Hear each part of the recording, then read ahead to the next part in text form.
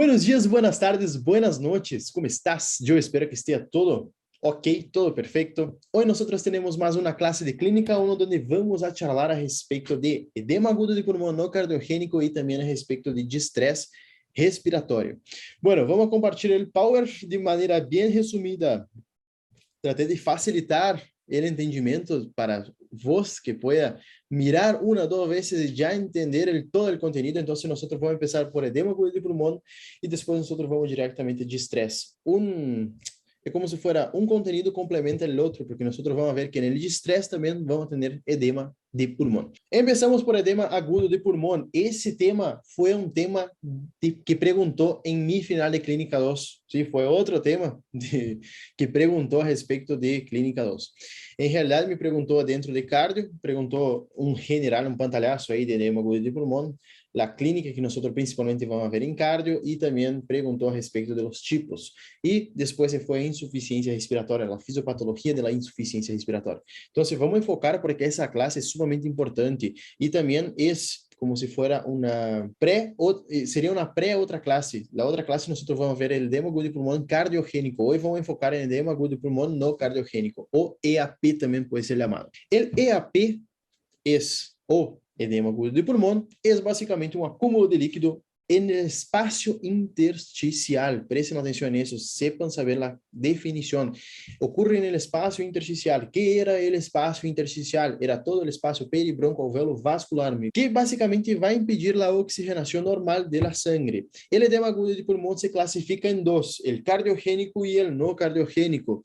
El cardiogénico, como su propio nombre dice, la afectación está justamente en el corazón, y el no cardiogénico, la afectación está en el pulmón propiamente dicho. O sea, agudo de pulmón cardiogénico, no hay ninguna patología en el alvéolo o en el capilar pulmonar. La afectación está en el corazón por cuenta de una alteración de la presión hidrostática capilar. Cuando el corazón no consigue bombear de manera adecuada, hace un flujo retrógrado, recuérdense de patología eso, refluye la sangre y entonces aumenta la presión hidrostática capilar. Adentro del capilar tenemos una presión, que es la presión hidrostática. Esa presión aumentando extravasa líquido hacia el intersticio, y es eso lo que pasa en el edema agudo de pulmón cardiogénico. En el no cardiogénico ya es un poquito distinto, porque acá nosotros vamos a tener un daño justamente en el endotelio capilar, o en la membrana o en ambos. Entonces, la lesión puede estar o en el endotelio o en la membrana alveolo-capilar o en ambas. ¿Cuáles son las causas? Una causa típica que les digo que puede dar edema agudo de pulmón no cardiogénico es, por ejemplo, una sepsis. Si la sepsis, el germen puede venir, lesionar la membrana y el endotelio, y entonces puede generar un edema agudo de pulmón, ¿sí? Básicamente es eso. Y tenemos que sí o sí saber clasificar entre el cardiogénico y el no cardiogénico.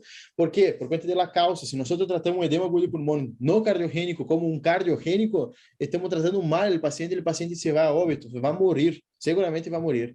Entonces, sepan eso y sepan también algunas características del edema agudo de pulmón. Entonces, edema agudo de pulmón se acumula líquido en el intersticio. ¿Cuáles son las causas de esa porquería? Nosotros vamos a enfocar principalmente en no cardiogénico. El cardiogénico vamos a ver ahí en cardio, ¿sí? En una otra clase. Pero el no cardiogénico tiene diversas causas. Causas que são desinfecções ou desinalação de tóxicos que lesionam essa membrana alveolar ou o endotélio capilar.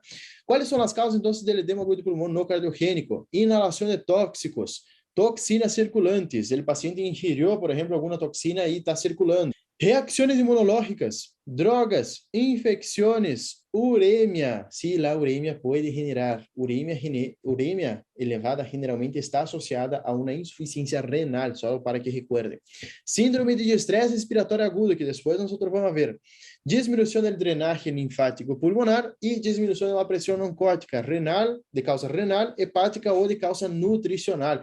Então, todas essas são causas del edema agudo de pulmão no cardiogênico. As principais que hay que saber é inalação e ingestão de tóxicos, drogas, uremia e infecções. E, obviamente, que nós vamos ver hoje, síndrome de estresse respiratório agudo. Então, o edema agudo de pulmão, temos que saber que, obviamente, classificar a definição, que é um acúmulo de líquido no interstício, e saber diferenciar radiologicamente entre um cardiogênico e um não cardiogênico. É bem sencillo, en realidad não é tão sencillo assim, pero com a clínica do paciente e mais a radiografia, nós conseguimos classificar esse paciente.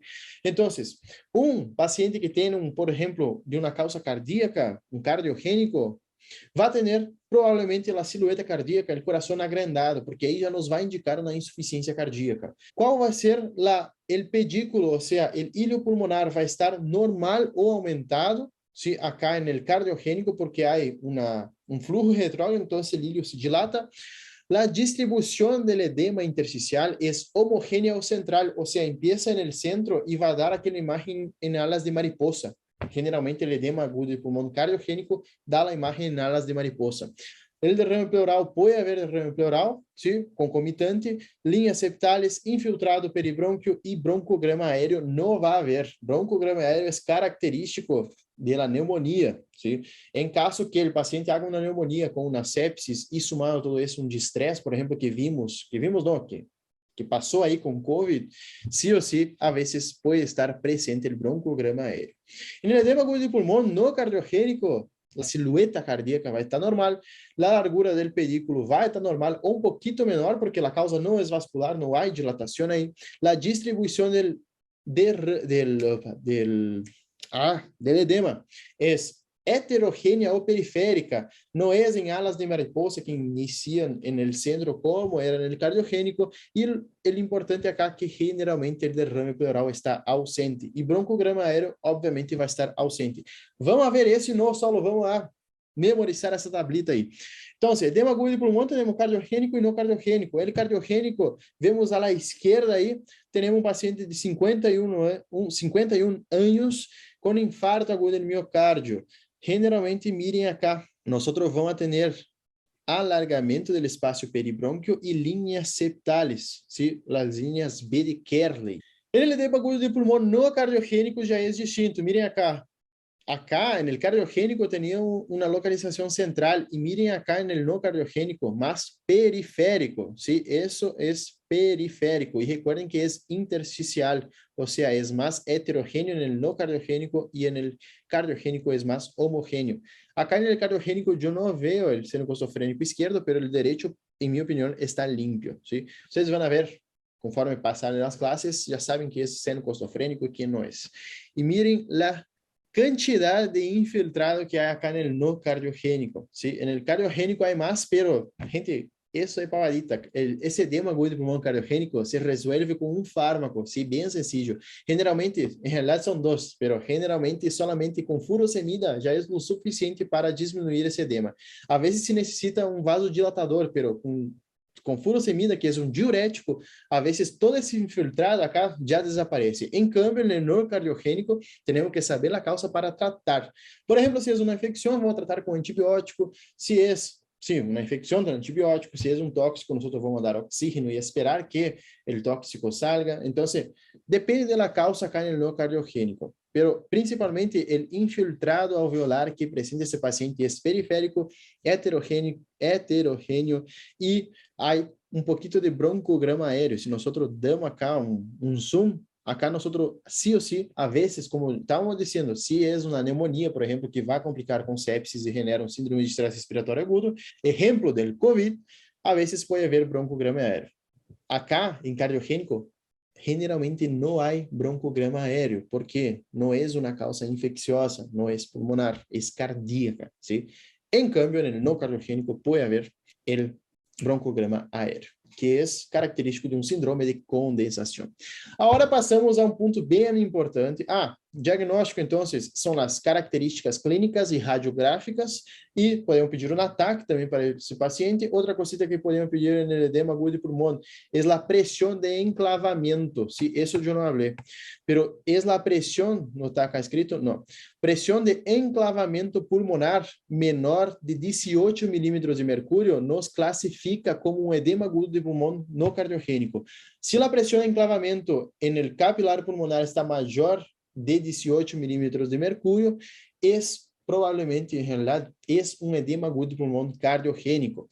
Sepan, presión de enclavamiento menor o igual a 18, no cardiogénico, mayor o igual a 18, mayor de 18 es cardiogénico. ¿Por qué eso? Cuanto mayor la presión, me indica que el infiltrado es el infiltrado pulmonar es generado por cuenta del corazón, que no está bombeando de manera adecuada, entonces regurgita, vuelve la sangre y dilata los vasos. Vamos ahora para síndrome de estrés respiratório agudo, tema muy preguntado, sumamente importante, encima ahora con la pandemia, sí o sí hay que saber eso. Síndrome de estrés respiratório agudo.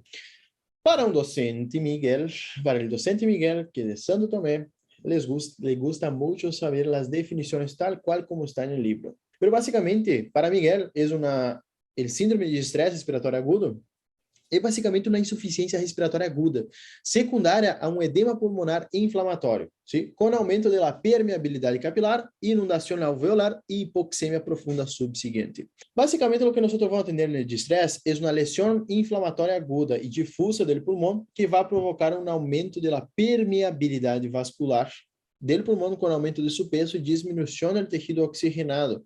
É uma afectação que vai progressando, ou seja, é progressiva e não melhora com a administração de oxígeno. Grave nisso. Não melhora com a administração de oxígeno. Melhora com quê? Com o tratamento da causa. Simplesmente isso.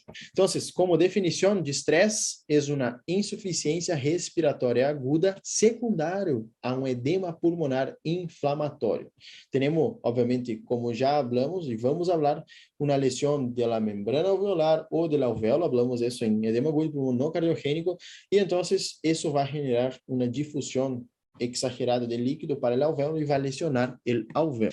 Epidemiológicamente hablando, la incidencia no es tan alta. Ahora sí, con COVID subió un poquito, pero es de 1 a cada 5, cada 100.000 habitantes, ¿sí? Y tiene elevada mortalidad. El síndrome de estrés respiratorio agudo, la mortalidad es de un 60 a 80% dependiendo de las comorbilidades del paciente y también del servicio que es prestado al paciente. Si un paciente está dentro desses 20 a 40% acá, que não muere, desses 20% vamos poner 17% cura sem sequelas e 3% vai quedar com fibroses e vão a morir em poucas semanas. ¿Sí? Ojo com isso. Por isso que a vezes o paciente com COVID saía do hospital, melhorava e dentro de 3, 4 semanas, tchau. Por conta da fibrose, o corpo não sabe reaccionar muito bem, então empieza uma excesiva proliferación fibrótica y entonces el paciente muere en pocas semanas después del alta. A veces, obviamente, vuelve al hospital por cuenta de la sintomatología que empeoró mucho, pero ojo porque 20%, 20 a 40% que no muere, solamente un 17% cura sin nada, un 3% puede quedar con secuelas. ¿Cuáles son los factores predisponentes? Como siempre nosotros en medicina, en cualquier cosa, tenemos factores predisponentes. No es lo mismo un paciente que es atleta, ¿sí? De un paciente que es totalmente sedentario, obeso, que come mal. Entonces, factores predisponentes para distrés son, tenemos pulmonar dentro de la caja torácica acá y extrapulmonar. Pulmonar sería, por ejemplo, un factor predisponente y uno de los principales para generar el distrés es la neumonía. ¿Sí? Es uno de los principales factores de riesgo para distrés. Después tenemos aspiración del contenido gástrico o aspiración gástrica, contusión pulmonar, lesiones por inhalación de tóxicos y casi ahogamiento, o sea, cuando los pacientes tragan el agua ahí del río o del mar. Y extrapulmonar tenemos sepsis, shock, trauma, como quemaduras y múltiples fracturas, perdón, transfusões sanguíneas e pancreatites aguda. Todo isso são factores de risco para síndrome de estresse respiratório agudo. Todas elas podem generar um edema agudo do pulmão no cardiogênico e então pode causar um distresse. Ojo porque neumonía é uma das principais causas e factor, em realidade, o principal fator predisponente de edema, de estresse respiratório agudo. E temos 4 tipos basicamente de estresse. Temos 3 que afetam o adulto e um infantil.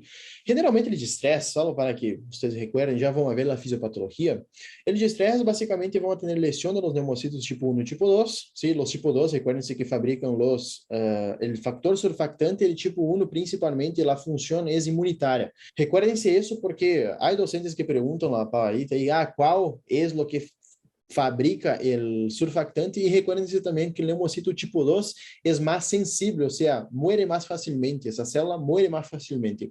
Em cambio, o neumocito tipo 1 é mais resistente a las noxas, ou seja, a la injúria, pero não fabrica surfactante. Então, se nós não temos surfactante, o alvéolo, Quando se, por exemplo, nós está assim, quando expiramos. Quando inspiramos, o alvéolo se despega e pega. Inspiramos, expiramos, ¿sí?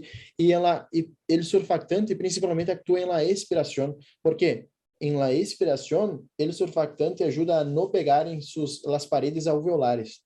Cuando nosotros tenemos ausencia de surfactante, el cuerpo, el pulmón, el paciente tiene que hacer mucho más esfuerzo para despegar esas dos paredes. O sea, como si fuera así, intento inspirar y no despega la membrana. Si eso quiere decir, el surfactante ajuda como se fuera um lubricante aí que impede com que se colapse las paredes alveolares. Isso é sumamente importante saber e que é fabricado por leucocitos tipo 2, que são mais sensíveis à inox. Então, como estávamos falando, 4 tipos de quadro. 3 adultos e 1 infantil. 1 infantil, vamos começar por acá, que se dá generalmente em pacientes prematuros, seria en los casos que os pacientes nascem antes de 8 meses, 7 meses aí, generalmente se dá corticoide intramuscular ou intravenoso para a madre 2 dias antes, se hace corticoide para que a madre consiga criar esse surfactante e com que o bebê salga da barriga aí quando é prematuro e não tenha tanta dificuldade respiratória, porque o corticoide ajuda os neumocitos tipo 2 a fabricarem surfactante. Depois temos 3 tipos que afetam o adulto. Aí temos o distresse respiratório propriamente dito, o edema agudo de pulmão de las alturas e o edema agudo de pulmão por reexpansão do pulmão bruscamente. Fisiopatologia do distresse respiratório agudo, sumamente importante e sencilla. Basicamente, temos uma anoxia que vai lesionar a unidade alvéolo capilar, como estávamos falando antes. Pode lesionar tanto a membrana quanto o endotélio. Com isso, vamos generar um extravasamento de líquido hacia o interstício e alvéolos, ou seja, não extravasa solamente interstício, extravasa também alvéolos, com muita proteína. Todo isso vai generar uma congestão capilar e hemorragia alveolar, por isso que a vezes o paciente pode ter hemoptisis, necrosis de los neumocitos tipo 1 e tipo 2, disminuição da capacidade residual funcional, disminuição do compliance pulmonar e hipoxemia grave com aumento do trabalho respiratório. Então, lesiona o neumocito tipo 1, lesiona o alvéolo, lesiona o capilar, o que vai generar é uma diminuição da capacidade respiratória funcional. O compliance também diminui. Que era o compliance? Compliance era a capacidade que tem o pulmão de expandir e retrair. Se isso é o compliance pulmonar. Quando temos um pulmão normal, seria como se fosse assim, e um pulmão que tem menor compliance seria, como por exemplo assim. Assim, normal, e assim, compliance diminuído. Obviamente que depende, se não é assim, pero não é assim como eu estou mostrando, assim, um pulmão normal e assim, não, depende de vários fatores. E pode haver formação de membranas hialinas. Então, temos uma lesão, depois extravasa líquido com muita proteína, congestão capilar e hemorragia alveolar, necrosa los neumocitos tipo 1 e tipo 2. Tipo 2, recuerden-se que fabrica el surfactante, e temos aí toda a cascada que é a reacção por conta dessa lesão da unidade alvéolo capilar. Então, síndrome de estresse respiratório agudo empieza quando há um dano da membrana, ativa as células inflamatórias, leucocitárias, citoquinas pró-inflamatórias e genera uma necrose celular, com perda de integridade da membrana. Essa necrose celular ativa os linfocitos, ou seja, as células de inflamação, aumentando a permeabilidade vascular. Por isso que quando temos alteração da permeabilidade, como se tuviera assim, nosso capilar está cerradito e quando temos um aumento da permeabilidade, se abre o capilar e passa líquido, extravasa líquido hacia o alvéolo, generando edema alveolar. Esse edema alveolar, junto com as citoquinas pró-inflamatórias, genera uma fibrose e uma alteração da ventilação-perfusão, o que vai ser uma diminuição do compliance pulmonar, generando, como maneira refleja, uma taquipneia, disneia e tiragem intercostal, subcostal e supraclavicular, que, ao fim, vai dar como resultado hipoxemia, alteração metabólica e disfunção multiorgânica. Então, o distresse sempre empieza por uma lesão, altera o capilar, aumenta altera a permeabilidade vascular, edema e então se cura com fibroses e alteração da ventilação-perfusão. Mais sencillo, vamos facilitar tudo isso. Nós vamos ver o normal, é assim, temos o macrófago, neumocito tipo 1, tipo 2, surfactante e a membrana, e o interstício com o capilar pulmonar. Quando nós temos um distresse, mirem acá o capilar pulmonar, altera ¿sí? Altera a permeabilidade del capilar. Então, alterando a permeabilidade do capilar, facilita com que salga líquido hacia o alvéolo. Então, alvéolo com síndrome de estresse respiratório agudo vai ter afectação do intercâmbio gaseoso. A capacidade de difusão vai estar alterada. Por quê? A superfície da membrana pode sofrer diminuição da difusão e aumento das atelectáceas, ou diminui a difusão e também aumenta o líquido alveolar, ou seja, há extravasação de líquido, com isso genera uma hipoxemia. E em la ventilação, nós temos principalmente a afectação del compliance pulmonar, que é o que nós estávamos falando antes. De maneira bem resumida, é isso. Bueno, nós en el síndrome de estresse respiratório agudo temos 3 fases, a fase exudativa, proliferativa e fibrótica, respectivamente. A fase exudativa é nos primeiros 7 dias, depois a proliferativa é de los 7 hasta 14, 21 dias, e fase fibrótica depois de los 21 dias. ¿Sí? Basicamente, nós para diagnosticar um paciente com síndrome de estresse respiratório agudo, temos critérios, e esses critérios têm um nombrecito e se pergunta em los orales, que são os critérios de Berlim. Em los critérios de Berlim, habla que nós temos que devemos ter 4 pontos específicos. 1 é o tempo, 2, uma imagem compatível com estresse, 3, origem do edema que não seja cardiogênico e 4, uma hipoxemia. O tempo deve ser para ser caracterizado como estresse, os sintomas devem progressar em menos de uma semana, isso é sumamente importante, em menos de 7 dias. A imagem deve haver uma opacidade bilateral por inflamação e congestão, ¿sí? Então, isso caracteriza como estresse. O origen del edema deve ser um edema não cardiogênico, ou seja, a pressão do capilar pulmonar deve ser menor ou igual a 18 milímetros de mercúrio. Corrijam acá, eu puse só menor, mas esse menor igual. E a hipoxemia, nós vamos calcular por la PAF. La PAF deve ser menor de 300, ¿sí? É a pressão alveolar de oxígeno sobre a fração inspirada de oxígeno. Deve ser menor de 300. Então, temos que ter tempo, imagem, origem do edema e a hipoxemia. E mirem acá a imagencita. Isso sim ou sim é um síndrome de estresse respiratório.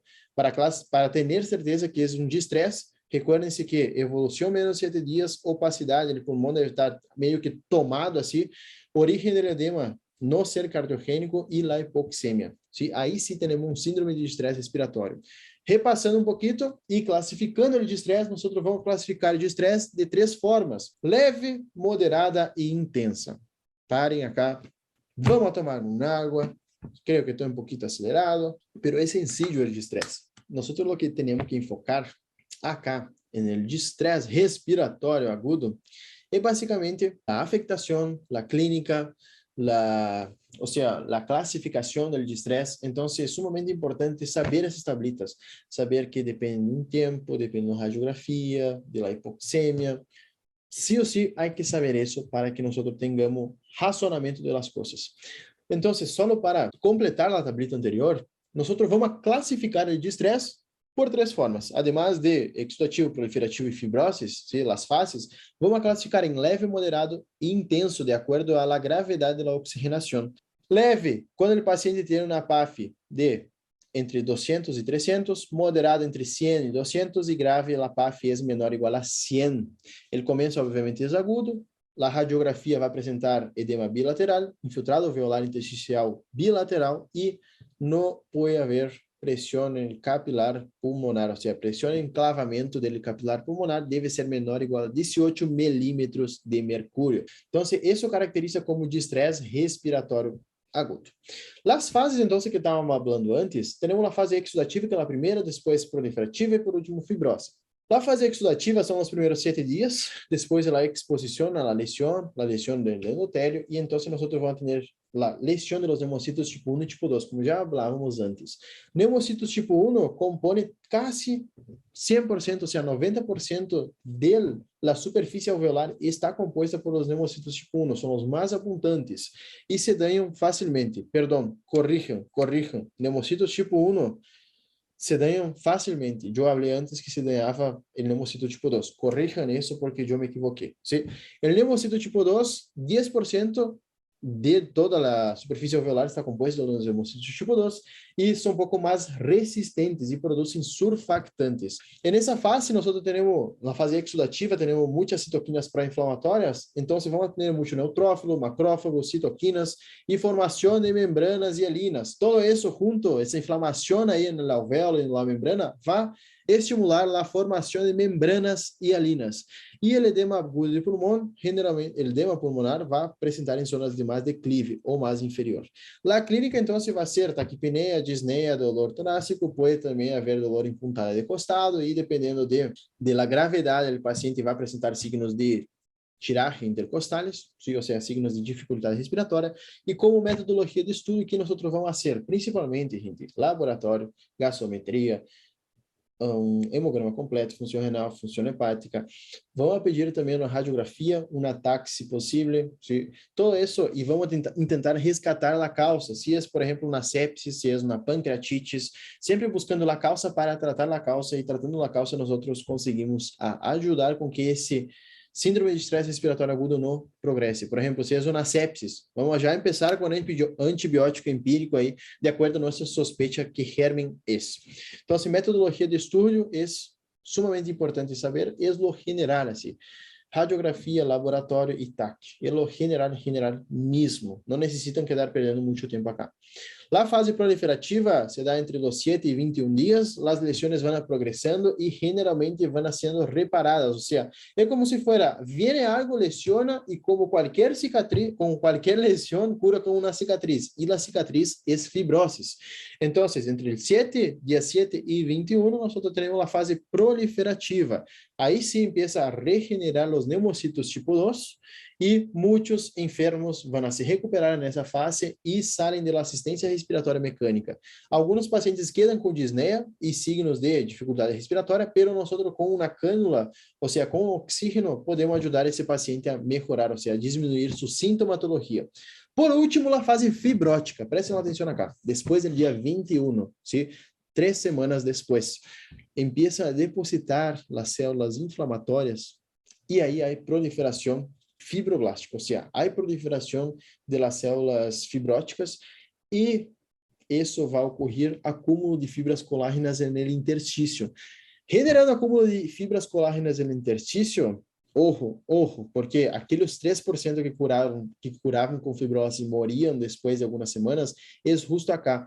Depois do dia 21, empieza essa proliferação anômala, depósito anômalo de colágeno, e então o paciente empeora a sintomatologia e morre em poucos dias depois do dia 21. ¿Sí? Então, nessa fase é onde a principal mortalidade está ubicada. Ou seja, o paciente melhora, chega a casa e depois, tudo bem, estou bem.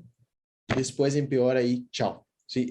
En la fase fibrótica, depois do dia 21, que empieza a curar com muita proliferação, muito depósito de colágeno, então se genera al paciente la muerte. Obviamente que é somente um 3%, ¿sí? Un 3%, pero igual, são 3%. Bueno, qual é a clínica general do síndrome de estresse respiratório? Depende da causa, obviamente. Como vocês já sabem, a palavrita clave acá é depende, pero generalmente vai haver tos, fiebre, disneia progressiva e agitação. A tos pode haver esputo purulento, sempre vai depender da causa, e a disneia progressiva rapidamente vai insuficiência respiratória. Reconhece que esse tempo para de estresse respiratório agudo, nós temos que haver uma evolução muito rápida em menos de 7 dias. O pulmão já está tomado, então imagine o pulmão tomado e a disneia que genera o paciente, a sintomatologia. Então, vai rapidamente a uma insuficiência respiratória. Como que nós estudamos? Já repassamos, já vimos isso, pero vamos a repassar. História clínica completa, laboratório e imagem. Que imagem? Radiografia de tórax. Acá, como vocês podem ver, mirem essa radiografia, prestem atenção. Esse tubito acá é de assistência respiratória mecânica, o paciente está entubado, o tubito é de entubado. Acá se pode ver melhor o tubo. Ese es el tubo de la intubación orotraqueal. Sí, está lleno de electrodos. Tiene una vía central acá. Entonces, ese paciente sí está todo equipado ahora para el síndrome de estrés respiratório agudo. Laboratório de imágenes, no se olviden del laboratório em RESP. Laboratório es gasometría em RESP, imágenes es radiografía de tórax, frente, perfil y TAC principalmente. ¿Sí? No se olviden de esas cositas porque son puntuales. Y después el tratamiento. Tratamiento de estrés respiratório agudo, de estrés respiratório, síndrome de estrés respiratório agudo, es que no puede perder tiempo. Nosotros, si perdemos tiempo, el paciente ya nos abandona, ya va a otra dimensión. Entonces, rápidamente vamos a internar a ese paciente y vamos a poner en asistencia respiratoria mecánica más PIP. ¿Qué es la PIP? Es Positive in Expiration Pressure. ¿Sí? Es presión expiratoria positiva. ¿Qué quiero decir con esa porquería? Nosotros, cuando tenemos daño del neumocito tipo 2, perdemos la cantidad de surfactante necesaria. O sea, tenemos muy poco surfactante. Entonces, el surfactante que impedía con que el alvéolo colapsaba, la función del PIP va a ser esa. Cuando nosotros tenemos un paciente que tiene poco surfactante, lo que genera es eso. Pega las paredes del alvéolo y necesita mucho esfuerzo para despegar, y despega solo de una vez. La PIP, sumada a la asistencia respiratoria mecánica, es eso. La PIP evita con que el alvéolo llegue cerca, o sea, se pegue las paredes alveolares. Eso es PIP, presión expirativa positiva. Ao invés de quedar el pulmón sin nada de oxígeno para pegar las paredes, el pulmón siempre, la máquina deja siempre un poquito de aire en el alvéolo, en el pulmón. Entonces, sin PIP es así. Pega la pared, vuelve. Pega, vuelve. Con la presión expiratoria positiva es nunca pega. Imagine que eso es un alvéolo. Nunca pega la pared. Entonces, el esfuerzo respiratorio no es tan grande como si fuera tener que despegar la pared alveolar que estaba ahí pegada. Plano de hidratación parenteral, antibiótico si es infeccioso, y en el último de los últimos casos, ECMO, oxigenación por membrana extracorpórea, como si fuera una máquina de diálisis, pero es para dializar el pulmón, o sea, oxigena, tiene una membranita, acá pasa toda la sangre en el paciente, acá oxigena, esa membrana hace la oxigenación. Funciona como si fuera un alvéolo esa membrana, carísimo, carísimo, pero existe, en los últimos casos, es oxigenación por membrana extracorpórea. Obviamente que todo tiene contraindicaciones, efectos adversos, si nada queda libre. Entonces, recuérdense que asistencia respiratoria mecánica y PIP es el tratamiento inicial para el síndrome de estrés respiratorio agudo. Acuérdense que el principal problema acá, y eso fue la pregunta de mi examen, principal problema de un paciente con edema agudo de pulmón o un síndrome de estrés respiratorio es la hipoxemia. Entonces, ¿qué nosotros vamos a tener que tratar? La hipoxemia. ¿Y cómo nosotros tratamos la hipoxemia? Con asistencia respiratoria mecánica, más PIP y el tratamiento de la etiología. A veces, el edema agudo de pulmón, cuando tiene mucho líquido alveolar, no suele responder bien al oxígeno. Sí, a veces no responde, pero generalmente responde al oxígeno. Una cosita bien interesante que nosotros vimos ahora mucho con COVID, el decúbito prono, ¿sí? La mayor parte de los alvéolos generalmente están en las porciones posteriores, por eso que a veces los pacientes quedaban acostados de boca hacia abajo, ¿sí? Así. Ayudaba mucho, subía la saturación de la hemoglobina, saturación de oxígeno mucho más rápido y ayudaba al paciente. Por eso que a veces se rotaba el paciente como si fuera un pollo.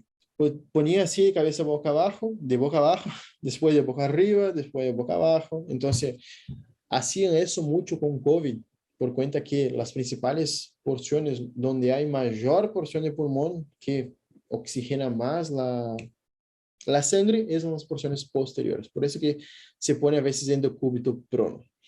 Tratamiento, entonces, solo para repasar, tratamiento depende, pero es siempre asistencia respiratória mecánica más PIP, y miren eso de acá.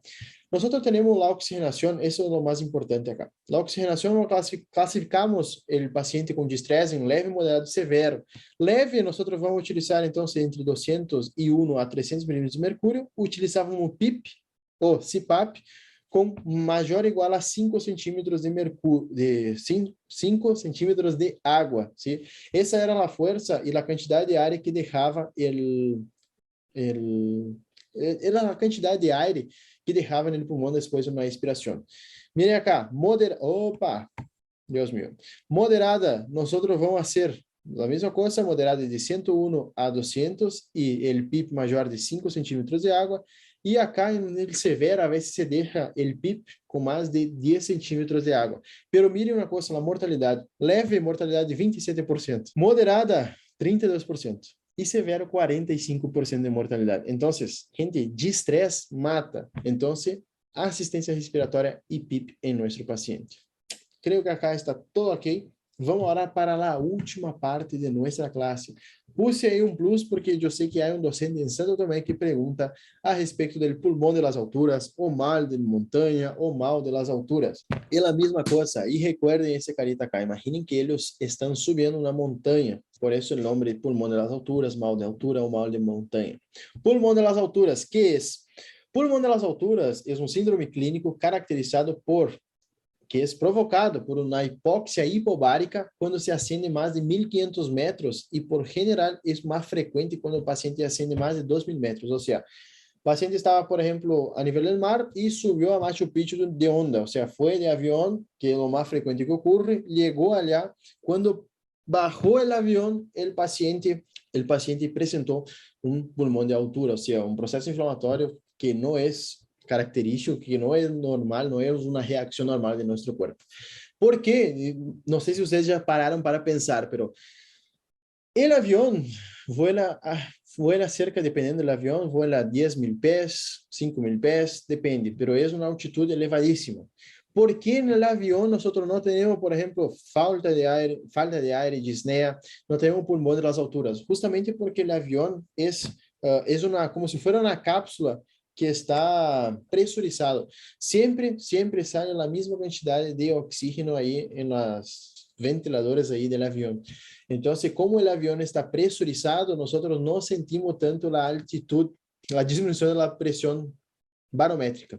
Por isso que dentro do avião nós não sentimos diferença e quando chegamos ao ponto aí que é mais elevado, nós sentimos a diferença de pressão. Então, o avião, nós não sentimos isso porque o avião está pressurizado. Pulmão de las alturas é quando o paciente ascende, então, mais de 1.500, 2.000 metros de altitude de uma sola vez. Generalmente, é quando o paciente viaja de onda, assim, então vai produzir um pulmão de las alturas agudo ou temos o pulmão crônico, que era o pulmão de las alturas crônico. O pulmão de las alturas crônico era quando o paciente já vivia aí em uma determinada região e depois de um tempo começava a sentir a sintomatologia característica, que é disneia, taquipneia e sensação de ahogo. Basicamente, o que o paciente vai ter a baixas altitudes, ou seja, a menos de 1.000 metros, não há pulmão de montanha. Se o pulmão de montanha generalmente empieza na grande altitude e extrema altitude. Nós, quando vamos elevando a altitude, vamos tendo menor pressão barométrica, menor pressão barométrica e com isso vem menor pressão de oxígeno. Então, genera muita disneia para nós. É distinto, como estava falando na classe aí de insuficiência respiratória.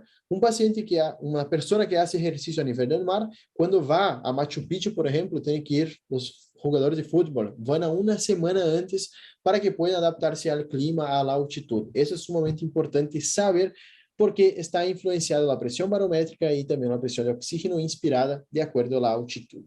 Pulmão de las alturas, então, é um síndrome provocado e, ojo, é agudo ou crônico. A composição do ar sempre vai ser, está mal acá, sepan que a composição do ar sempre é 21%, pero a pressão de oxígeno depende com a altitude, depende da pressão barométrica.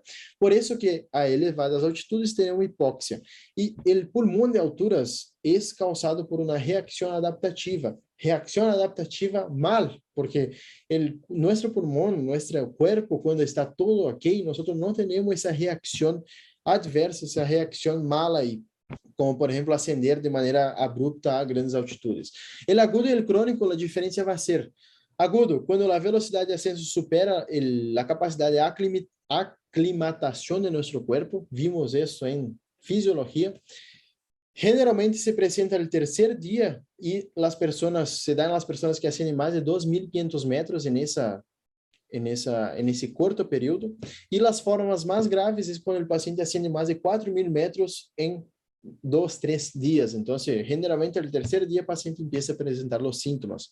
Crônico se dá quando os ajustes e disfunções que provocam o descenso da oxigenação vai induzir cambios no organismo, ou seja, vai haver uma disfunção de maneira crônica por conta, vai haver uma resposta anômala a essa elevada altitude quando o paciente passa diversos meses aí em uma elevada altitude que não estava acostumbrado. Para finalizar, entonces nosotros tenemos grados del mal de montaña. Eso generalmente no se pregunta, pero sepan que es 1, 2 y 3. 3 es grave y 1 es leve. ¿Y cuál es el tratamiento? O sea, 1, paciente tiene leve cefaleia, el 2 tiene moderada cefaleia, el 3 tiene cefaleia grave. La PAF del 1 va a ser menor de 300, 2 menor de 250 y 3 menor de 200. Radiografía de tórax, en el grado 1 del mal de montaña va a haber 30% de infiltrado aproximadamente, grado 2, 50% e grado 3 vai haver um infiltrado de 100% do pulmão e o Glasgow vai alterar de acordo a sua oxigenação. O que há que saber disso? Sim, mal de montanha. Que há que dizer, e com isso vamos a finalizar nossa classe. Que há que dizer en el horário se te pergunta mal de montanha? Basicamente, lo simple há que dizer, que é uma resposta anômala de nosso corpo que o corpo não consiga se adaptar a elevadas altitudes, ou seja, o paciente viaja mais de 2.500, 3.000 metros de uma sola vez, ao terceiro dia empieza a sintomatologia e não se consigue adaptar nesse ambiente. Qual é o tratamento? En local, ou seja, aí em la altitude em Machu Picchu, em Peru, por exemplo, nós o que vamos dar ao paciente é oxígeno, pero lo ideal seria com que o paciente vuelva a sua cidade habitual, ou seja, baje la altitud, vá a la playa y pasear, no sé, pero que vuelva a su ciudad si es agudo y si es crónico que disminuya la altitud, que mude su casa ahí para que ocurra un tratamiento efectivo. Entonces, mal de montaña es una adaptación anómala a la aclimatación, ¿sí? El cuerpo no consigue não ocorre uma aclimatação perfeita, então se genera o mal de montanha. Recuerden-se que o mal de montanha, pulmão de las alturas, genera um infiltrado pulmonar, grado 1, 2 e 3, 30%, 50% e 50%, e 100%, perdão. Então, essa foi a classe de hoje, eu creio que quedou bem explicado, bem repassado, passamos por TEP, de estresse e mal de montanha, então, se qualquer dúvida que tenhas, envia-me um mensajito que eu estou à disposição. Tenham um bendecido dia, tarde, noite, fim de semana, y semana también. Bueno, gracias por tu atención, abrazo y cuídense.